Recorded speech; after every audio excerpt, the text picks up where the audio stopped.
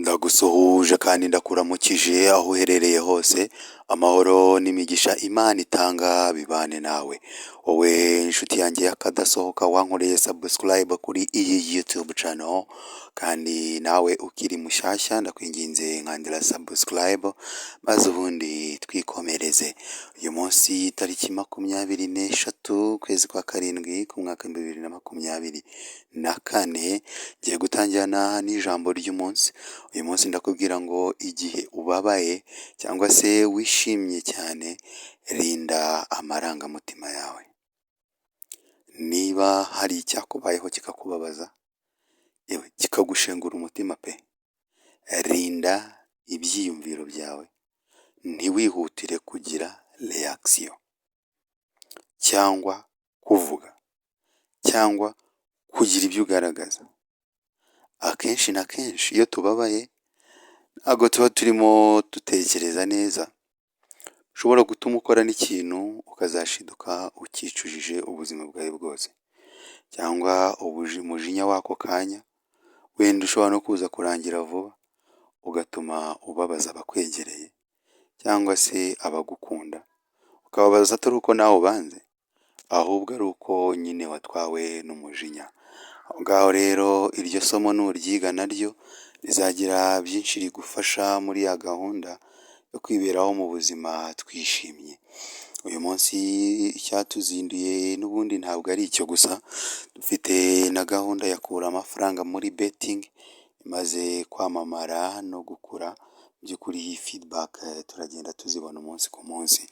Uyu munsi match dufite turazihera muri match za qualification za Champions League, zigeze aharyoshye. Ntekereza ko hano zigeze ikipe ziri butsinde ziraba ziri kubona amatike yo kujya muri group stages. Ikipe yitwa Lugano iramanuka mu kibuga n'ikipe Fenerbahce. Yibutsa ko iyi Fenerbahce umutoza wabo ni umushampiyo kabisa Jose Mourinho, afite abakinnyi bakomeye cyane barimo ba Fred, barimo n'abandi bagiye batandukanye mu by'ukuri ba Alex Maximin. Ni ikipe ikomeye cyane iribuze kubikina na FC Lugano.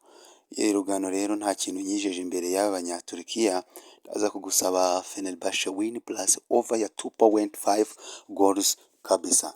Hanyuma ikipe yitwa Shamrock Rovers yo muri Scotland amanuka mu kibuga na Sparta Praha, ndaza kugusaba kugura Sparta Praha win. Hanyuma Apoel Nicosia irakina n'ikipe yitwa Petro Club, ndaza kugura double chance ya Apoel Nicosia.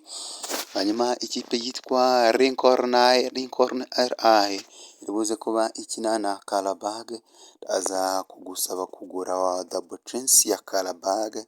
Uretse ko kuri ino match nari mfiteho no kugura over ya 2.5 goals kabisa. Hanyuma dukomereje kuri match ya Aberdeen Football Club. Aberdeen nayo niyo muri Scotland, iribuze kuba ikina na Eyad Lyonnais muri qualification za Europa League n'ubundi. Iyi Aberdeen ndaza kugusaba kuyigura double chance. Hanyuma indi match iraba saa moya irahuza Marmont FF, iribuze kubikina n'ikipe yitwa Klaksvik. Ikipe yitwa Klaksvik yatkanze abantu mu by'ukuri, ariko imbere ya Marmont ni abantu bamenyereye amarushanwa, ni abataramu kabisa, ndaza kugusaba kubagura win. Hanyuma Dynamo Kiev, ikipe y'Kiev rero muri Ukraine iraza kubikina n'ikipe yitwa Partizan, ndaza kugusaba kungurira over ya 1.5 goals kabisa, maze ubundi ubuzima bugakomeza. Hanyuma kandi ikipe yitwa Cardiff City, aho tugeze ni muri club friendly games, mu mikino ya gicuti y'amaklebe bari muri pre-season. Birumvikana ikipe ya Cardiff City iribuze kubikina n'ikipe yitwa Mamelodi Sundowns, ariko urumva izindi kipe njya numva za kipe z'inyarugenge zigamba turashaka kujya mu matsinda ya Champions League. Dore ikipe zikina Champions League amatsinda hano ziba ziri. Ejo bundi Young Africans yari imitera match na Augsburg mu Budage mu cyiciro cya mbere. Iyi Cardiff City ni ikipe nziza cyane yo mu Bwongereza, iri kwipima na Mamelodi Sundowns yo muri Afurika. Hano hari ibintu, hari level tutarageraho nyine twiyakire, ariko wenda gake gake bizaza. Abonye dutangiye kwinjiza penaliti 9 muri Sekafa. Hanyuma Cardiff rero iri buze gukina na Mamelodi Sundowns. Cardiff ndaza kugusaba kuyigura double chance. Hanyuma ikipe ya Nottingham Forest iri buze kubikina n'ikipe yitwa Millwall. Ndaza kugusaba win ya Nottingham Forest.